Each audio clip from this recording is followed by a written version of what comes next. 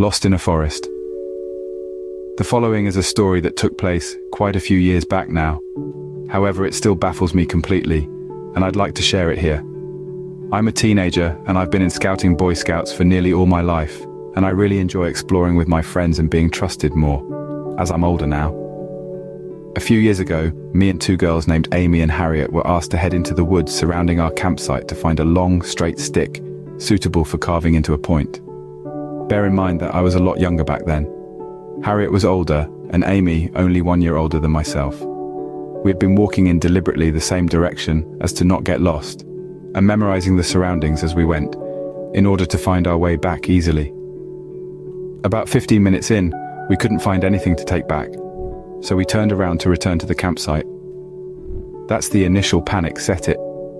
The trees had almost unnaturally knitted themselves together in such a way that it seemed our path was non-existent in the first place, like it had just vanished. We looked around 360 degrees, and now everything looked exactly the same. Trees we could have sworn were different from one another appeared as all copies of the same tree. We kept walking in what we thought to be the correct direction, while shouting out for help, and eventually came to a concrete path, almost like a road, but very thin, separating the forest, splitting it into two. We didn't follow the road as it went in the wrong direction to our campsite. On the other side of the path was more forest. However, nearby was an abandoned shack, likely used for storage or whatever else. We had no idea anything like this was out here in these woods, so we just kept walking. We eventually came to a road we didn't recognize. A woman wearing a pink and purple regatta outdoors coat walked past, and we frantically asked her for the direction of our campsite, as by now, according to our watches and Harriet's phone, we'd been walking for an hour and a half. She said she'd never seen us before, but she said there's another campsite in that direction. We followed her advice and eventually came back to our campsite.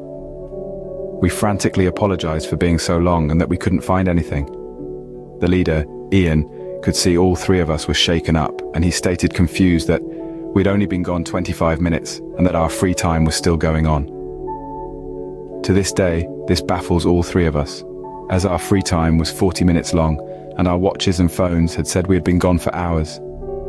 The forest we were lost in felt crushing and claustrophobic, like we'd entered an area that the concept of time didn't apply to. I believe in the paranormal, however, this was so unlike anything I've heard or experienced before.